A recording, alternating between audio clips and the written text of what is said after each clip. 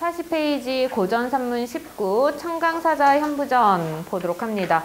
갈래가 뭐예요? 가전체 갈래죠. 가전체 갈래고, 그러니까 작품 전체적으로 확인할 수 있는 건 우선 의인법 확인할 수 있을 겁니다. 가전체는 구성을 3단 구성으로 나눌 수 있다고 얘기를 했거든요. 어디에서 끊어줄 거예요? 이 작품에서 3단 구성으로 나누면 어디에서 처음 끊어줘야 될까요? 네, 이름을 중광이라 하였다까지 우선 끊어야 되겠죠. 여기까지가 현부의 가계와 조상들 얘기가 나옵니다. 집안이 어떠하고 어떠한 조상이 있는지까지. 아빠가 중광이죠. 그래서 중광까지 딱 끊어주시고요. 그 이후에 현부는 아주 침착하고 도량이 컸다부터는 현부에 대한 이야기예요. 인물의 일대기가 나오기 시작합니다. 그건 어디까지입니까?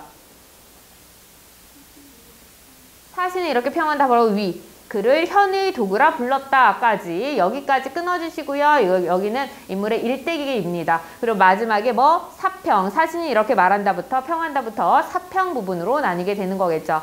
그래서 2단 구성으로 나뉘면은 사평과 그 앞의 내용으로 나누시면 되고요. 그 앞에 있는 걸 3단 구성으로 하겠으면은 가계, 인물의 일대기, 사평 이렇게 나눠주셔도 됩니다.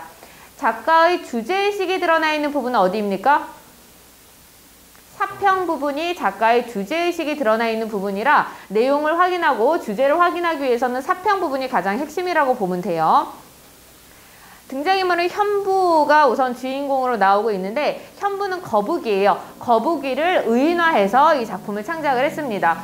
공방전이나 국순전이나 이런 기타 가전체를 보면은 술 그리고 돈을 의인화했잖아. 그러니까 돈이 화폐 경제가 언제 나타나기 시작했는지 이런 역사적 근거가 굉장히 구체적으로 나와 있거든요. 술도 마찬가지야. 술이 처음에 사람들에게 이제 만들어지고 배포가 되고 그 다음에 어떻게 금주령이 나라에서 발표가 되는 시기도 있었잖아. 금주령이 떨어지던 시기 이런 것들이 역사적으로 잘 연결되어서 작품이 창작이 되는데 이거는 거북이라는 생물을 의인화한 거잖아요. 그러다 보니까 구체적인 역사적인 사건과 연결되지 않는 경향이 있습니다. 약간 전기적 요소, 비현실적 요소가 같이 드러난다는 것도 특징이에요. 거북이를 의인화한 이유는 거북이는 굉장히 신령스러운 존재잖아. 그래서 어디에도 들어가? 십장생에도 들어가요. 우리나라에서는. 그래서 신령스러운 존재고 거북이 등이 이렇게 갈라져 있잖아. 그 거북이 등이 갈라져 있는 걸 가지고 옛날 사람들은 뭘 했어? 점을 쳤어요. 점을 치니까 그러한 그 역사라든가 사회에서 중요한 역할을 거북이가 담당을 했었거든. 그걸 연결시켜서 쓴 게 이 청강사자 현부전입니다. 어쨌든 가전이기 때문에 딱히 갈등관계 얘는 나타날 수가 없어요. 서술상의 특징은 뭐 있습니까? 어디에 요약적 제시가 있어? 네. 3단 구성으로 나눌 때 첫 번째 부분, 가계와 조상 소개하는 부분 있잖아요. 전부 다 요약적 제시예요. 굉장히 간단하게 뭐 문갑이라는 자가 있었고 뭐 백약이고 그 다음에 아빠는 중광이고 하는 부분 전체가 요약적 제시로 집안 소개, 조상 소개가 나타나 있습니다. 또 어디예요? 그 선조는 신인이었다 라고 되어 있죠. 근데 너네가 이제 전기적 요소를 찾으려고 하잖아. 그럼 전기적 요소는 어느 부분에서 찾아야 되냐면 사건이 진행되는 부분에서 믿을 수 없는 부분이 나타나 있어야 돼요. 얘는 얘의 조상은 과거에 뭐였어? 이런 식으로 됐다 그래서 그 부분을 전기적 요소로 볼 수는 없어요. 왜냐하면 구체적인 사건이 드러나는 부분에서 뭐 도수를 부린다거나 이런 게 있어야 되거든요. 이게 그 앞전 세시 수업에서도 비슷한 질문이 나왔어. 다른 작품으로 질문이 나오긴 했는데 뭔가 뭐 선녀 같은 그런 느낌으로 사람이 설명이 되어 있어. 사람이 아닌 것처럼 묘사가 되어 있어. 그럼 전기적 요소예요? 아니에요. 배경이 어떻게 묘사가 되어 있고 어떻게 비유를 하고 하는 건 다 상관이 없고 사건 진행이 비현실적이어야지 전기적 요소라는 말이 가능합니다. 그래서 지금 찾은 부분은 전기적 요소 아니고요. 다른 부분에서 전기적 요소 확인할 수 있기는 해요. 어디?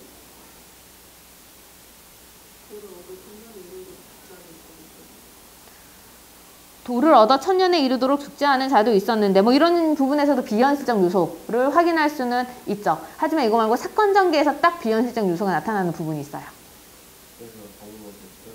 네. 그때 그가 검은 옷의 수레를 타고 왕의 꿈에 나타나서 나는 청강에서 보낸 사자인데 왕을 뵙고자 한다 라고 하였고 그 다음날 실제로 어떤 사건이 벌어졌죠. 그래서 이 부분이 전기적 요소, 비현실적 요소를 확인할 수 있는 부분입니다. 현부가 왕의 꿈에 나타나서 뭔가를 암시해주고 계시를 내렸어요. 이런 것들 전기적 요소 확인 가능해요. 또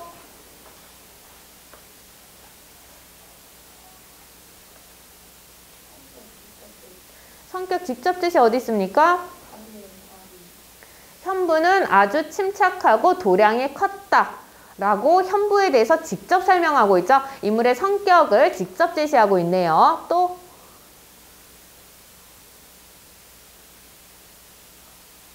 뭐가 있을까요? 어디요?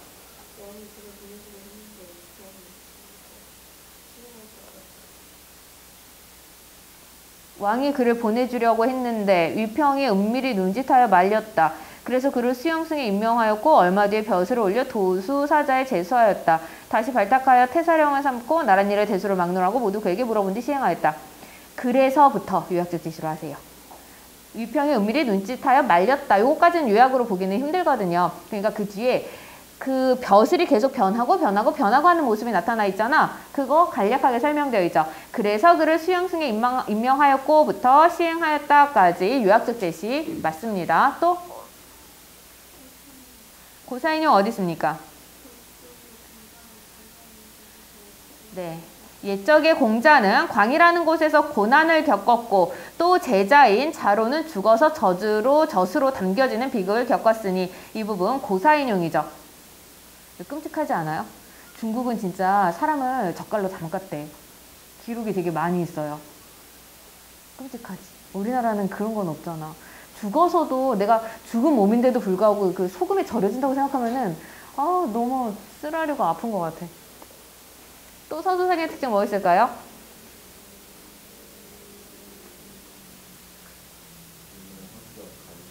어디요? 네, 진흙 속에서 논의는 재미가 끝이 없는데 벼슬살이를 내가 왜 바라겠는가 라고 현부가 말을 하죠. 이 현부의 말, 대화를 통해서 인물의 성격이 간접 제시되고 있습니다. 어떤 성격을 확인할 수 있어요? 네.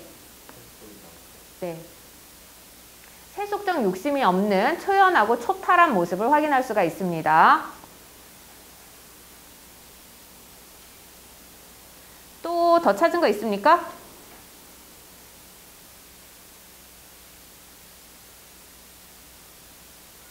없으면 문제로 넘어갈게요. 1번 윗글의 내용에 대한 이해로 적절한 것은 관상쟁이는 현부의 형상을 보고 현부가 나라를 구할 인물임을 알아보았다. 이거 왜 틀려요? 네.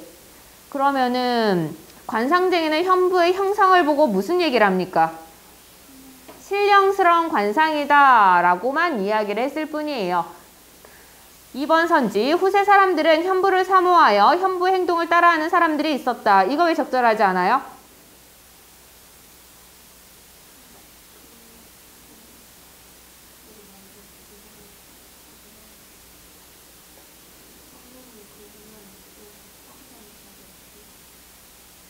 행동을 따라한다라는 얘기는 나와 있지 않습니다. 현부를 사모하여 현부 행동을 따라하는 사람이 있었다. 언급 자체가 안 되어 있으니까 틀린 선지고요. 답은 3번이네요. 현부의 아버지인 중광의 몸에는 자신의 능력을 암시하는 글이 새겨져 있었다. 어떤 글? 나를 얻으면 서민은 제후가 될 것이고 제후는 제왕이 될 것이다 라는 거죠. 4번 선지, 예전은 꿈을 통해 현부가 범상하지 않은 인물임을 알고 그를 임금에게 데려갔다. 이건 왜 틀려요? 꿈을 통해가 적절하지 않네요. 현부의 후손 중에는 1000년 동안 벼슬을 한 자가 있었는데 그를 현의도구라 불렀다. 이건 왜 틀려요?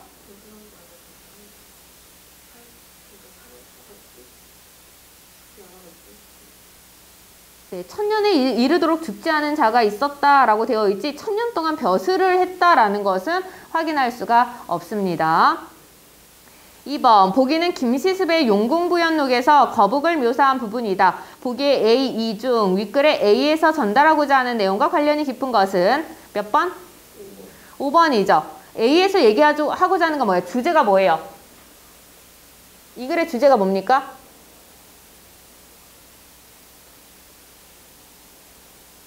주제를 안 찾으셨어요?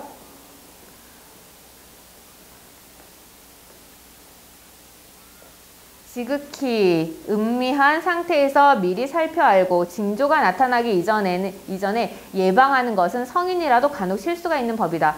현부 같은 지혜를 가지고도 예죄의 술책을 피하지 못하고 또 두 아들이 죽임을 당하는 것을 피하지 못하였는데 하물며 다른 이들이야 더 말할 것이 있겠는가? 라고 이야기를 해요. 마지막으로 삼가지 않을 수 있겠는가? 뭐 하라는 거야? 항상 뭐 하라는 얘기야? 조심하라는 얘기죠. 아무리 훌륭한 사람도 미래를 예측할 수 없고 미래에 자기가 닥칠 일을 다 조심할 수는 없다. 그러니 현부처럼 똑똑하지도 않은 평범한 사람들은 어떻게 더욱더 조심하고 항상 삼가해야 한다라는 얘기를 하고 싶어 하는 겁니다. 가전체는 무조건 교훈이 있어요. 하고자 하는 말이 있기 때문에 가전체를 창작을 하는 거거든요. 교훈 목적이라서 이 글이 하고자 하는 말, 사평 부분에서 무조건 잘 찾아주셔야 되고요. 이 작품, 청강사도의 현부전에서 하고자 하는 이야기, 어떤 교훈을 얻는 거야? 항상 조심해라 라는 교훈을 얻는 거예요. 그럴 경우 슬기가 많다 해도 고내겐 할 수 없다라는 거죠. 아무리 똑똑한 사람도 운명을 피하기가 힘들다, 어떤 안 좋은 일을 피하기가 힘들다라는 것과 연결이 됩니다. 답은 5번. 3번, 보기를 바탕으로 이끌어야 할 내용으로 적절하지 않은 것은 답은 몇 번입니까? 5번이요? 이거 틀린 사람들 많더라고요. 3시 수업 때 보니까. 우선 답은 5번이 맞습니다. 5번이 틀린 이유를 찾아야 되거든요. 5번이 어느 부분에서 무엇 때문에 틀렸을까? 불행해진 후손들의가 아니에요?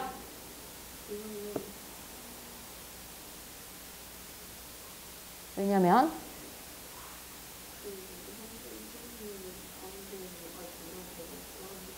얘는 불행한 모습을 안 보이죠.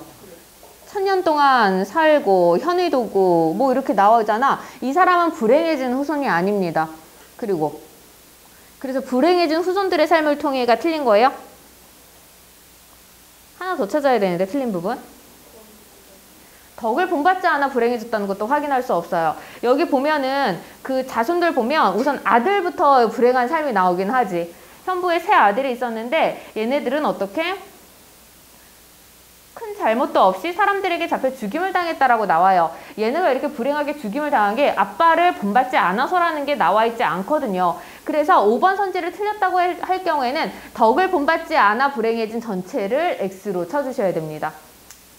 여기는 현부의 삶을 통해 현부의 삶이 주는 교훈을 강조하고 있는 건 맞아요. 작품 전체가 그런 의도로 창작된 거니까. 하지만 덕을 본받지 않아 불행해졌다는 것을 확인할 수 없어서 답은 5번입니다. 나머지 선지 중에서 확인해야 되는 거 뭐 있습니까? 나머지 선지 중에서 확인해야 되는 거 뭐 있어요? 없어요? 다 알겠어요? 너네 여기서 내가 지난번 공방전에서도 얘기를 했는데 사신의 기능은 뭡니까? 작가의 생각을 대변해주는 사람이에요. 사신은 대변입니다. 그러면 A 부분을 가지고 작가가 말하고 있다. 맞습니까? 틀립니까?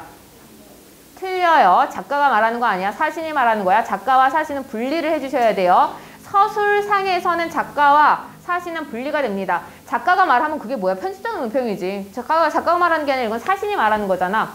그래서 이 부분은 편집자는 은평도 아니고 작가가 하는 말도 아니고 작가의 말을 대변한다는 거 맞아 틀려? 맞아요. 작가의 생각을 드러낸다는 건 맞아 틀려? 그것도 맞아요. 그러니까 문장 구조를 잘 보셔야 돼요. 작가가 말을 하고 있다는 건지 사신이 말을 하고 있는 건지 작가의 생각이 전달되고 있다는 것인지 등등을 잘 구별해서 선지를 판단해 주시기 바랍니다.